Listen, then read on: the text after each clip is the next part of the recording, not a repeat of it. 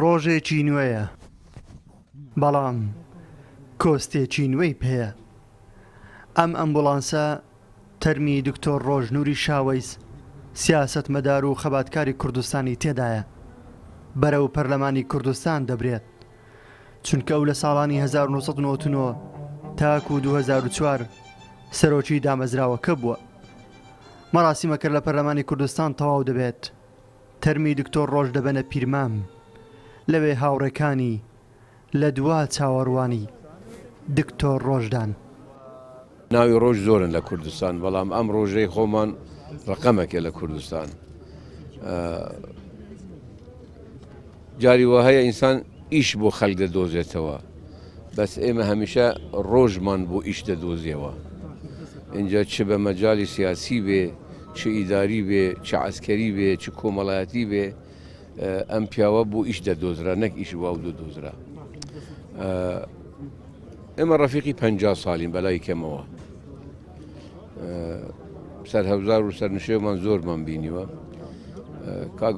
کاکە ڕۆژ پیاوێکی نەبەست بوو، پیاوێکی تەنگانە بوو.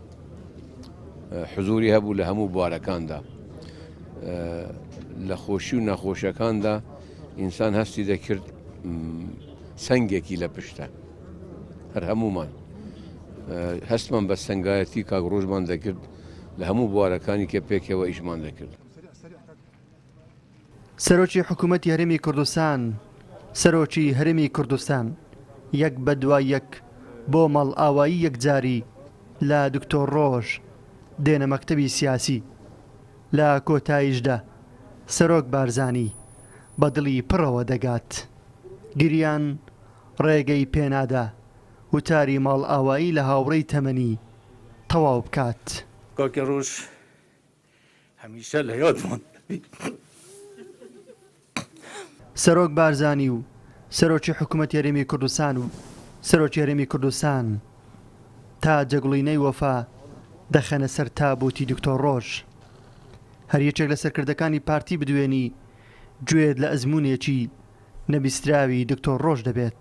کە عێراقی تازە بنیادەنراوە و هەوڵێک هەبوو لە ئارادا بوو بەداخەوە کە هەرێمی کوردستان، پێگەی هەرێمی کوردستان، دەستکەوتەکانی هەرێمی کوردستان و بەتایبەتی هێزی پێشمەرگەش وەلاوە بنێن. دکتۆر ڕۆژ یەک لەو کەسانە بوو کە لە هەموو دانستانەکان هەوڵی جدی خۆی دایەوە بە سەرکەوتوانەش توانی ئەو شتانە جێگیر بکاتن و لە داڕشتنی دەستوری عێراقیش ڕۆڵێکی بەرچاوی هەبوو لەگە تیمی کوردستان و ئەو بەڕێزانی کە بەشدار بوون بە شێوەی هێمنانە، بەڵام بە شێوەی داکۆکارانە و باوەڕ بەخۆ، باوەڕ بە قەزیەکەی وەرەکوتم بە شێوەی دیپلۆماسیانە جەختی دەکردەوە.